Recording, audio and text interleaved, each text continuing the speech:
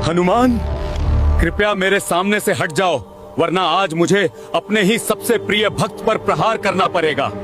क्या आपने कभी सोचा है कि जिन श्री राम के लिए हनुमान जी ने अपना सीना तक चीर दिया था, एक समय ऐसा भी आया जब उन्हीं राम को अपने सबसे परम भक्त पर बाण चलाने पड़े। आखिर ऐसा क्या हुआ था कि भगवान और भक्त कुरुक्षेत्र की तरह आमने सामने खड़े हो गए थे? इस रोंगटे खड़े कर देने वाले महासंकट की शुरुआत होती है काशी नरेश से। एक बार काशी नरेश एक भयंकर मायावी राक्षस से युद्ध कर रहे थे। क्रोध में आकर उन्होंने एक दिव्य बाण छोड़ा, लेकिन वो मायावी छल से बच निकला। वह बाण सीधे जाकर एक विशाल वृक्ष को काट देता है और वह वृक्ष सीधे महर्षि विश्वामित्र के तपोवन में जा गिरता है। महर्षि की वर्षों की तपस्या भंग हो गई। उनका क्रोध अग्नि बनकर भड़क उठा। वे तुरंत श्री राम के पास पहुंचे और न्याय की मांग की। अपने गुरु का सम्मान करते हुए श्री राम ने भयानक प्रतिज्ञा कर ली। गुरुदेव, आज सूर्यास्त से पहले काशी नरेश को मृत्युदंड मिलेगा। उधर मृत्यु के भय से कांपते हुए काशी नरेश भागकर माता अंजनी के पास पहुंचे और उनके चरणों में गिर पड़े। माता ने बिना पूरी बात जाने उसे प्राण रक्षा का वचन दे दिया और यहीं से खड़ा हुआ ब्रह्मांड का सबसे बड़ा धर्म संकट। एक ओर माता का दिया हुआ वचन और दूसरी ओर प्रभु श्री राम की अटल प्रतिज्ञा। हनुमान जी की आंखें भर आईं। प्रभु के विरुद्ध जाना असंभव था, लेकिन माता का वचन तोड़ना भी तो धर्म के खिलाफ था। संध्या का समय निकट था। श्री राम अपना अजेय धनुष लेकर रणभूमि में आए, लेकिन सामने कोई शत्रु नहीं बल्कि उनके अपने हनुमान खड़े थे। श्री राम ने गरज कर कहा, हनुमान, मार्ग छोड़ दो।